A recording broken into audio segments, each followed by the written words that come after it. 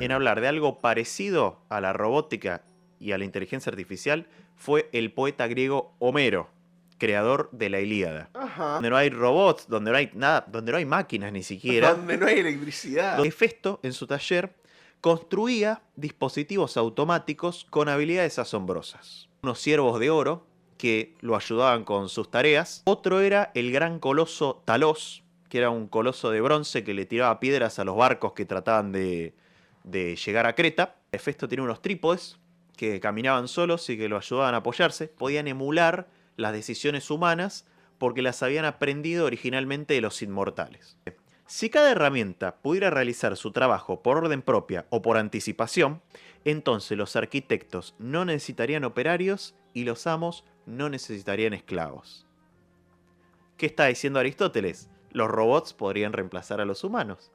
Cuando la máquina deja de ser una máquina y se transforma en un otro. Por primera vez, la inteligencia artificial nos está reemplazando en algo en lo que éramos únicos hasta el momento, que es en la capacidad para contar historias. Y nos has traído una historia bajo la manga para contarnos. ¿Qué vas a hablar hoy? ¿Te acordás que la semana pasada hablamos de Asimov y de cómo de alguna forma Asimov anticipó que los robots iban a reemplazar a los humanos y la inteligencia artificial? Bueno, que fuimos un poco por ese lado. Sí. Yo me puse a pensar, Asimov claramente anticipó la inteligencia artificial en 50 años, tal vez 60 años. Pero ¿quién fue el primero que lo dijo? ¿Cuándo por primera vez un escritor en ficción o en análisis político o en lo que sea habló de temas similares a los que habló Asimov? ¿Cuándo crees vos? Si tirás una fecha, ponele. Para tirarme más o menos en qué época empezó a publicar Asimov. Y Asimov es del, creo que lo primero es del 50, 60, no estoy seguro. Julio Verne, imagino. Julio Verne o Edgar Allan Poe, uno de ellos 50, dos. 50, sí. O sea, siglo XIX. Sí. Bien. 1800. Sí, quizás finales de entre 1850 y 1900. Podría ser. Podría entrar Es ahí. mi apuesta. Está bien, esto apuesta. ¿Valen? ¿Apuestas?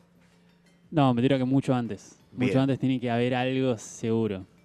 Y si yo les digo que la primera vez que se habló de algo parecido a la robótica y a la inteligencia artificial fue en el siglo VIII a.C.? No. No pensaba que tanto antes. Tirá un cocou. Tanto antes. Tirá un cocou. Acá Antes les de tengo, Cristo, ¿qué? les tengo la primicia. El primer escritor en hablar de algo parecido a la robótica y a la inteligencia artificial fue el poeta griego Homero, creador de la Ilíada. Ajá. Uf. Ustedes dirán, ¿cómo? ¿Cómo en un momento donde no hay robots, donde no hay nada, donde no hay máquinas ni siquiera? Donde no hay electricidad. Donde no hay electricidad totalmente. ¿Qué dijo que se pueda parecer? Y van a ver que no es que se parece, que lo tiré de los pelos, que realmente parece que hablara de eso. Porque la Ilíada, ustedes saben que mayormente la Ilíada cuenta la historia de Aquiles. Y resulta que cuando Aquiles se quería vengar de Héctor, le pide a su padre que vaya a un taller a conseguirle armas nuevas. El padre de Aquiles tenía acceso al taller del dios Hefesto. Dios Hefesto básicamente es el dios de la artesanía, del fuego, ¿sí? De todo lo que tiene que ver con esa cuestión. Y tenía un taller bajo el monte Etna al cual va el padre de Aquiles para conseguir las armas, ¿sí? Y resulta que comenta Homero en el libro 18 de la Ilíada, mejor dicho, que Hefesto en su taller construía dispositivos automáticos con habilidades asombrosas. Algunos de estos dispositivos eran, por ejemplo, unos ciervos de oro que lo ayudaban con sus tareas y que podían llevar y traer cosas, incluso tomaban decisiones del taller. Otro era el gran coloso Talos, que era un coloso de bronce que le tiraba piedras a los barcos que trataban de llegar a Creta. Y que al igual que la Estrella de la Muerte, Talos tenía un botón de autodestrucción. La Estrella de la Muerte de la Guerra de las Galaxias. De la Guerra de las Galaxias, que tenía como un sello en el tobillo. Claro, o sea, hasta ahí, antes de que digas eso, o sea, decía sí, lo pueden haber pensado, pero un botón de autodestrucción Sí. ya va Al nivel de cuando hacen los típicos robotitos que tienen la palanca de encendido apagado, Es ¿viste? que era literalmente eso, porque yo no me acuerdo bien cómo era la historia, pero supongan, creo que era tener un sello en el tobillo que no se lo podía sacar, como no puedes sacar la tira del colchón porque se rompe. Y viene uno de los argonautas, y yo no sé cómo es, pero medio que le dice, ¿no te pica el tobillo? Taló, sí, a ver, me parece que sí. Zarrac, se saca el coso y se muere, ¿no? Es así literal. No, yo la leí hace unos veranos. Ok, vos confirmás lo que yo digo. Confirmo totalmente. Perfecto. Aparte de los ciervos de oro y de Talos, también Hefesto tenía unos trípodes que caminaban solos y que lo ayudaban a apoyarse, porque Hefesto era cojo. Y finalmente tenía unas sirvientas de oro que no solo lo ayudaban en el taller, sino que podían emular las decisiones humanas porque las habían aprendido originalmente de los inmortales. Es decir, que Hefesto había construido una serie de autómatas que no solamente hacían tareas manuales, sino que tenían voluntad, tenían autonomía y podríamos preguntarnos si no tenían también autoconciencia, ¿no? Porque tomaban sus propias decisiones. Esto aparece aparte mencionado en el libro de la política de Aristóteles, donde Aristóteles dice lo siguiente, y para mí esto los va a sorprender más que lo de Homero. A ver, somos todos Dios. Dice, si cada herramienta pudiera realizar su trabajo por orden propia o por anticipación, como las estatuas de Dédalo o los trípodes de Hefesto, que entraban solos en la asamblea de los dioses, si las lanzaderas tejieran por sí mismas y los plectros tocaran la cítara, entonces los arquitectos no necesitarían operarios y los amos no necesitarían esclavos. ¿Qué está diciendo Aristóteles? Los robots podrían reemplazar a los humanos. Me destruye que esto estuviera tan atrás en el tiempo ya pensado. Era igual, no necesitarían esclavos vivos, porque seguirían teniendo esclavos. Claro, autómatas. Sí. Exactamente, pero es impresionante porque Aristóteles escribe, yo creo que en el siglo III antes de Cristo más o menos, o sea, posterior a Homero, pero igual en una época bastante reciente. Y al decir esto, Aristóteles anticipa debates que se van a dar recién en el siglo XVIII, en el siglo XIX, cuando empiezan a llegar las máquinas con la revolución industrial, textiles que permitían hacer el mismo trabajo de 10 personas con una persona, y ya movimientos como el ludismo decían, che, las máquinas nos están reemplazando, nos están quitando el trabajo, qué sé yo. Pero para mí, lo que dice Homero anticipa un debate más novedoso todavía que el del siglo XIX, que es el siguiente. Si los autómatas de Hefesto, como estas sirvientas de oro, tenían capacidad de tomar decisiones, podían emular emociones humanas y tenían autonomía y quizás autoconciencia, ¿cuándo la máquina deja de ser una máquina y se transforma en un otro, en otra persona? Y ustedes dirán, bueno, tal vez para la época de Homero era un debate meramente ficticio, digamos, no interesaba, no generaba nada esa idea de que una máquina puede ser una persona. Pero ¿qué pasa hoy con la inteligencia artificial? Donde, hoy lo hablábamos con Valen fuera del aire, donde la IA no solo puede hacer tareas que antes podía hacer una máquina, como tareas mecánicas, como si yo le dijera, en una industria automotriz hay un montón de máquinas que hacen lo que hacen los humanos. Sí. Pero hoy la inteligencia artificial puede hacer un montón de cosas, como por ejemplo, podría no solo operar este programa, sino que si le damos 10 programas... 2 o 3 conceptos te puede conducir el programa. Puede conducir, le podemos decir, ¿qué diría Pachi en una situación así? Bueno, Pachi diría que no sé qué cosa. ¿Qué diría Francisco en una situación así? ¿Qué diría Antonio en una situación así? Y a la vez le pones otra IA de voz y hace la misma voz. Exacto. Y sentís que es él. Pues tiene horas y horas de grabaciones, así que podría imitarnos perfectamente. Y quizás nadie notaría la diferencia. Me mataste. Es verdad igual lo que estás planteando. Y es alucinante ver cómo tan primitivamente en la historia ya empezaron a, bueno, abrir preguntas que hoy por hoy, yo creo que no sé si hay, a ver, una respuesta de conjunto no, debe haber muchos intelectuales dando respuesta, debe haber muchos intelectuales financiados por capitales privados dando otro tipo de respuestas y debe haber trabajadores con temor a perder su laburo y bueno, un conjunto de respuestas bastante disímiles. Totalmente. Esta es una columna que le tira una mano a nuestros amigos filósofos, que la gente dice, ¿qué estudian los filósofos si no es en el CONICET? ¿Qué sé yo? Bueno, fíjate que en la política de Aristóteles se habla de la inteligencia artificial. Así, esto como para si alguien quiere escribir sobre eso, bueno, por ahí hay algo. Pero bueno, yo te hago una pregunta, Pachi, a vos también, vale. ¿Qué parte de su trabajo creen que la podría reemplazar una IA fácilmente? ¿Y qué parte creen que o no la podría reemplazar o no lo haría tan bien como ustedes? Yo ya estoy dudando de decir cualquier cosa y es como que todo pienso no, pero una IA ya puede reemplazar esto. Y O es sea, un poco... como que ya casi todo. Pero siento que actualmente, Ujú. o sea, todo lo físico, como que no hay robots diseñados de tamaño humano que nos puedan reemplazar perfectamente. De hecho, las empresas estas que tienen robots, viste que son como más lentos, Sí, están son un re poco lejos. limitados. Entonces siento que todo lo físico por ahora puede perdurar un poco. Lo Bien. físico. Ya lo que incluye expresiones, o sea, como hablar o, no sé, Sí, tomar decir algo, decisiones, sí. ya eso ya puede ser reemplazado. Yo lo traslado acá al terreno del hacer radio, ¿no? Creo que la peor versión mía haciendo radio la puede reemplazar una IA, que es como la parte más monocorde, más repetitiva, que yo igual la creo necesaria, ¿eh? Vos decís, vos en un mal día, poco O no inspirado, en un mal día, pero tipo haciendo un boletín o diciendo los datos del clima o diciendo las redes de la radio, bueno, eso lo puede hacer. Pero después pienso que hay algo que de momento no puede hacer, no quiere decir que no lo pueda hacer en otro momento, a ver, que es como la espontaneidad que trae uno, es la teatralidad que uno le pone a lo que va contando y...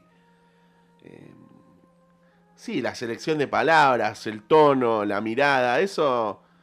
mm, no sé si lo podría... Capaz que sí, igual, capaz que sí.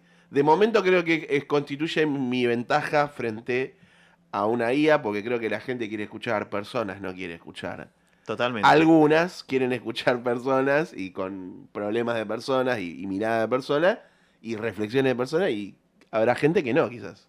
Sí, hay algo de, es como, qué sé yo, ver un partido de fútbol grabado o en vivo, no es lo mismo, y vos decís, es el mismo partido, bueno, pero hay algo de verlo en vivo, eso es lo mismo, como que la gente podría escuchar un montón de IA diciendo lo mismo que nosotros, pero si supieran que son IA, seguramente no les interesaría tanto. Uno podría pensarlo de esa forma. Ahora, hay un historiador que yo lo leo mucho, que es el más importante del siglo XXI, que se llama Yuval Noah Harari, lo he mencionado otras veces, de Animales a Dioses, bueno, y tiene otros libros cuyo nombre no recuerdo, es el más conocido, que dice que por primera vez la inteligencia artificial nos está reemplazando en algo en lo que éramos únicos hasta el momento, Uh, que es en la capacidad para contar historias. no me mandas. Que No me hagas esto. es un poco lo que vos decías, ¿no? La IA tal vez ya sabíamos todos que puede reemplazar la parte del boletín, por ejemplo, pero ahora, dice Harari, está reemplazando la capacidad de contar historias. O sea, la capacidad que tengo yo de venir acá y decir, che, ¿sabías que en la política de Festo tal cosa? Y la capacidad que tenés vos para decir, mirá, no lo sabía, se me ocurre tal cosa, tal otra.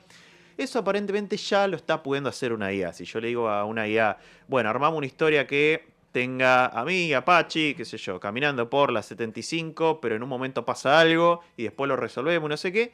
La IA puede hacer una historia que quizás sea mejor de lo que se nos ocurra a nosotros dos. Tal vez. Boquiabierto. Ahora, esto es muy importante, ¿por qué? Porque la capacidad para contar historias está demostrado que es una de las cuestiones que nos permitió el crecimiento como especie y que permitió crear la cultura y pasar el conocimiento de generación en generación. Yo una vuelta acá hablé del fuego y cómo reunirse en torno al fuego y contar historias fue algo que permitió, que está estudiado en sociedades cazador-recolectoras, que permite que los jóvenes se interioricen en la cultura de los adultos, que se hable de los temas que no se pueden hablar en otros contextos, que las personas se familiaricen con cuáles son las expectativas y los miedos de la sociedad. Y todo eso se da a partir de contar historias. Entonces, ¿qué pasa si las IA nos quitan esa capacidad para contar historias? ¿Qué queda para nosotros? Pero hay algo de lo que dijiste que me parece que está muy acertado. Que vos dijiste, lo que no puede hacer la IA es improvisar. Espontaneidad. No tiene Es espontaneidad. Es cierto. ¿Por qué creo yo que los seres humanos todavía podemos crear historias que la IA no puede hacerlo? Porque las historias que creamos los seres humanos salen del error, salen de la duda, salen de la incertidumbre, salen del dolor, de la tristeza, de la felicidad. Ah, y hoy sí te daría un abrazo con lo que estás diciendo. Pero bueno, no va a poder ser. Lo dejamos para el miércoles que viene Dale. por un tema sanitario. Pero las historias que nosotros contamos salen de nuestros dramas existenciales, por decirlo de alguna forma. Si uno lee los clásicos, qué sé yo, Moby Dick, están llenos de dramas existenciales, por más que cuente la historia del capitán Ahab, que no sé qué cosa, pero es un drama existencial. La IA puede imitar el drama existencial, pero no puede tenerlo, porque no es humana. Entonces, sería como decir lo siguiente, la IA te puede contar un chiste, pero no se puede reír de ese chiste, no le causa gracia a la IA.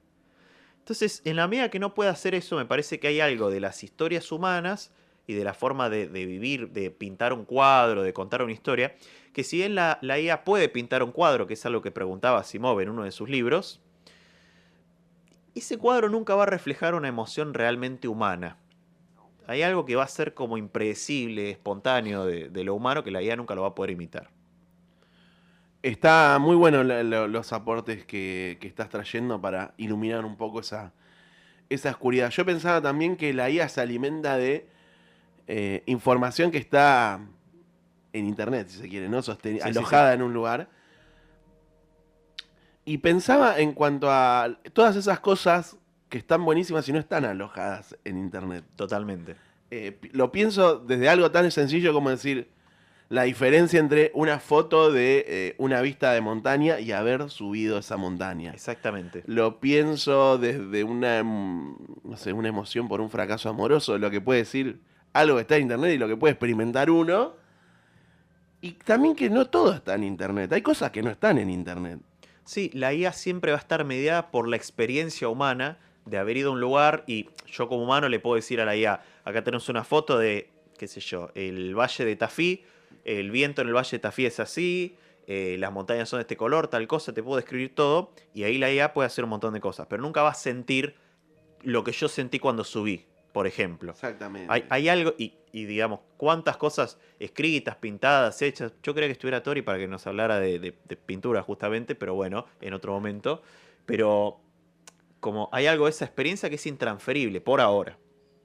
Sin embargo, yo creo que hay un problema verdadero con la IA Dale, dale. que sí creo... Una de cal y una de arena. O claro, como que en esta digo, IA te falta, flaco. Pero hay una en la que creo que realmente el peligro es no inminente, sino que ya existe. Y que también lo anticipaban los griegos, porque los griegos hablaron de todo.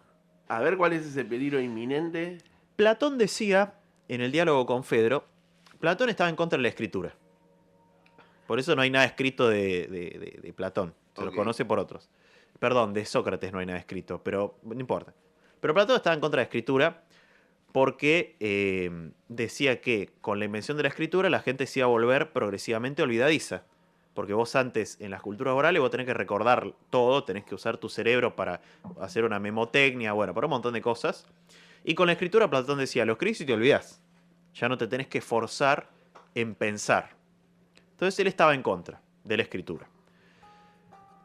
Es un hecho que la escritura te lleva a relegar un montón de procesos mentales. Yo cuando vienen mis alumnos a rendir final de materia en la facultad, me dice, no, porque el Homo ergaster tiene entre, qué sé yo, 2 millones de años y 1,8 millones de años. Y yo digo, ¿para qué te acordás eso? Tráelo anotado, yo no quiero que te acuerdes de eso. Quiero que sepas, que entiendas qué significó el Homo ergaster, ¿no?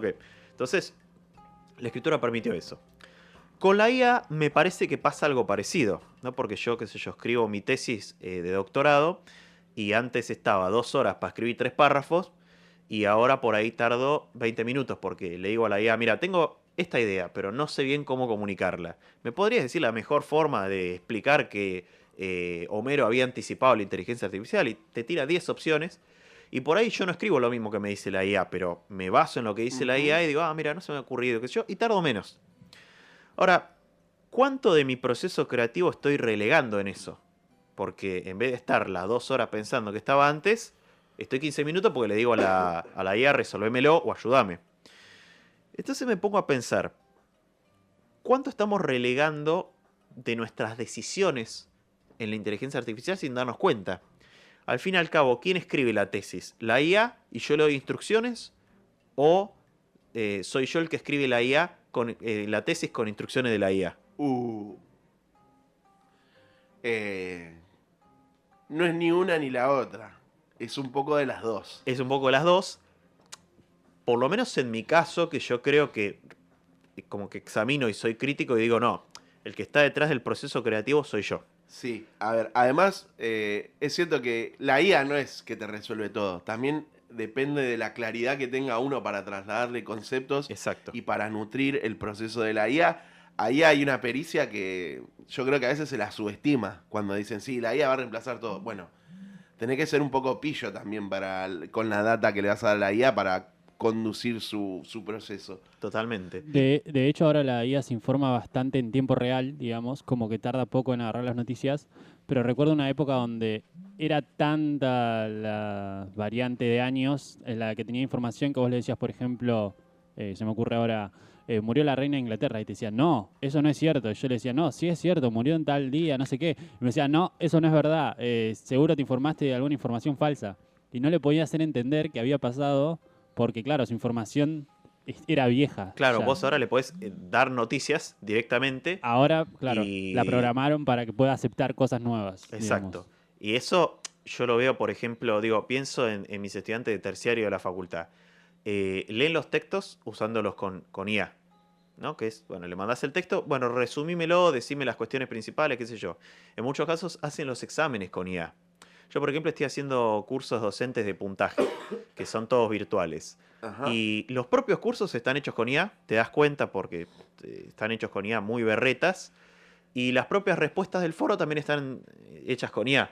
Entonces yo me causa gracia Nadie porque quiere pensarlo. claro, me causa gracia porque es como es la IA de los alumnos respondiéndole a la IA de los docentes. Y nosotros apretando enter, ¿no? Eso me hace pensar en algunos juegos que, bueno, es como que vas subiendo de nivel y mientras más nivel tengas, te empareja con gente de más nivel. Entonces, Ok, si vos jugás bien, querés que tu cuenta esté en un nivel alto, digámoslo así, para que te toque con gente de nivel alto. ok. ¿Qué pasa? Mucha gente pagaba bots para que usen sus cuentas para subírselos fácil. Ah, sí. ¿Qué pasa? Nah, Esos muy bots vago todo terminaban eso. jugando contra otros bots. Entonces había partidas enteras donde el 100% de los jugadores eran bots. Claro, y no eran era personas reales. un demo, básicamente. O sea, y nadie estaba chequeando eso. Nadie estaba viendo que había una partida sucediendo donde no había ningún jugador real. Bueno, eso que decís es muy interesante porque ese es para mí el otro gran problema de la IA actualmente. El primero era este que le decía, ¿cuánto de nuestros procesos mentales lo estamos relegando en la IA sin darnos cuenta? ¿Y cómo nos va a afectar eso dentro de 100 años? Porque la escritura afectó la reorganización neuronal en un proceso de 2000 años. ¿Qué va a pasar con la IA? ¿Qué va a pasar cuando... Porque, digo, si uno ve, sobre todo los chicos más chicos, que hoy en secundaria o primaria, que ellos están usando la IA para hacer las cosas, cada vez, digo, nosotros conocemos lo que es leer un libro y después, qué sé yo, usar la IA una vez porque no llegaste con un trabajo. Pero ¿qué pasa cuando todo está hecho con IA? Eso me parece un problema. Y el segundo problema tiene que ver con lo que dice Valen, que es que cada vez en nuestras redes de información y de decisión hay más inteligencia artificial sin que nadie se dé cuenta. Sí, eso es verdad. Por ejemplo, antes vos ibas a sacar un turno a, qué sé yo, una clínica y te encontrabas con una persona. Y esa persona, en el peor podía ser mala gente, mal predispuesta, qué sé yo, pero en el peor de los casos era humana. Entonces, vos ibas y te decía, no, pero mira que no tengo turno. Y decías, dale, entendeme, mira que tengo tal problema, no sé qué cosa. Apelabas a su humanidad. Apelabas a su humanidad, aunque fuera, qué sé yo, un empleado público con más de 35 años de estatalidad y a 2 meses de jubilarse, donde la humanidad ya está reducida al mínimo y casi no tiene sentimientos humanos. Está cansada, jefe. Pero vos podías decirle, dale, no seas así, qué sé yo, y en última instancia por ahí tenías suerte. Con la IA no hay forma. Vos querés sacar un turno, la IA te dice, no hay turno el viernes, no le podés explicar que, como dice Homero, tengo las patas chuecas y mis hijos tienen las patas chuecas. No, no se puede. Entonces, pienso que, digo, a lo largo de la historia nos hemos tenido que, nuestros antepasados se han tenido que enfrentar con decisiones arbitrarias de, qué sé yo, reyes, sacerdotes, gobernadores, señores feudales, lo que sea, pero que en última instancia eran decisiones humanas. Entonces, hasta cierto punto las podían entender. Pero ¿qué pasa cuando el mundo, cuando gran parte de las decisiones que se toman en el mundo no están siendo tomadas por humanos, sino por inteligencias artificiales sin que nos demos cuenta? Inversiones en bolsa, turnos, administración de locales, qué sé yo. Digo, pronto el mundo se nos va a volver completamente ajeno si no usamos responsablemente la IA, que yo no quiero decir que no la usen, porque de hecho yo uso todos los días. Sí, es una cuestión de usarlo responsablemente, totalmente. Pero Lo que pasa es que hoy por hoy en la práctica no hay nadie regulando eso. No. No, de hecho, por ejemplo, este historiador que yo les digo, Harari, fue uno de los voceros que pidió que se suspendiera la creación y la utilización de la innovación en inteligencia artificial hasta que el gobierno de Estados Unidos o de Israel o lo que sea pusiera un marco regulatorio para eso. Y quedó en la nada eso. O sea, no, la gente dijo, no vamos a hacer eso, lo vamos a usar. Porque aparte hay una tendencia de que las empresas compiten entre sí por innovar con la IA, porque si vos durante 2 años no innovás nada, te ganan de mano otro. Claro. Entonces hay una cosa que es como una carrera armamentista, donde nadie quiere parar a ver cuáles son las consecuencias, porque si vos paras un año, el otro lo hizo más rápido. Y el avance está siendo exponencial. Viste que hay como un acuerdo internacional de que no se pueden usar robots en las guerras y no sé qué. Sí. Eso como que ya se está dejando un poco de lado porque la mitad de los drones son automáticos. ¿Y sí? O sea, Cada vez menos personas, y hay un tema ahí con que lo trabajan, que yo muchas películas, sobre el tema de que ahora cuando son automáticos están completamente insensibilizados. Entonces, Sí. viste, tienen que tirar misiles acá, allá, y no hay una cuestión moral ahí de no, porque tal cosa, porque tal otra. Pero bueno, yo creo que lo único que nos salva hasta ahora es lo que ya decía Homero en el libro 18 de la Ilíada. Porque él decía que las sirvientas de oro de Hefesto dependían de un soplo de vida inicial que daban los inmortales. Lo mismo que decía Valen recién. La IA tiene que tomar lo que hay en Internet. Lo que hay en Internet lo pusimos nosotros, en principio. Hasta este momento la IA requiere de ese soplo de vida inicial que le damos nosotros.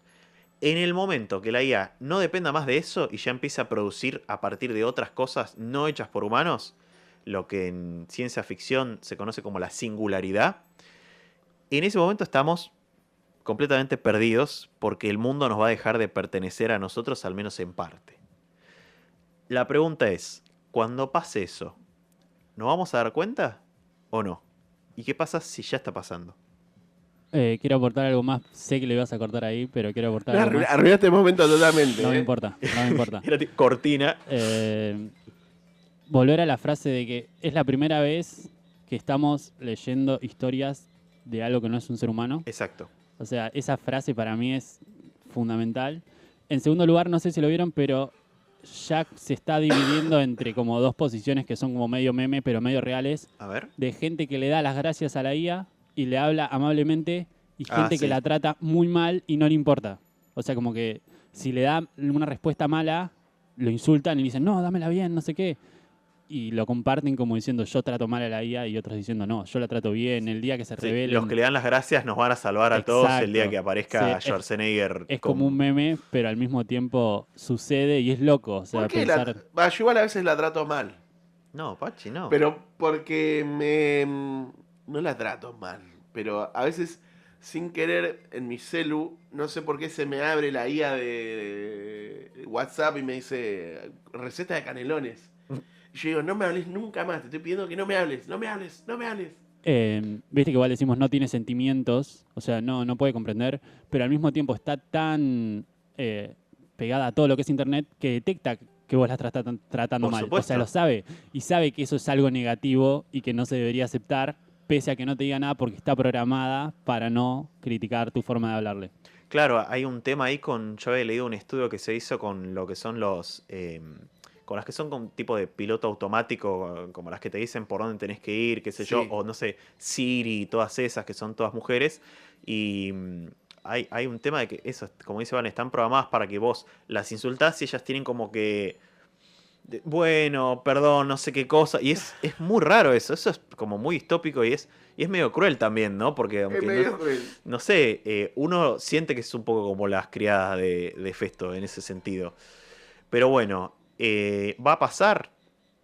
Va a pasar pronto. Ya está pasando y no nos damos cuenta. No sé, que la gente nos diga. Queda abierta la pregunta. Gracias, Francisco Giordano, por venir a la radio y traer estos debates. Arrancó a Yaleco de hace tiempo, pero no pierde Sigue, vigencia. sigue.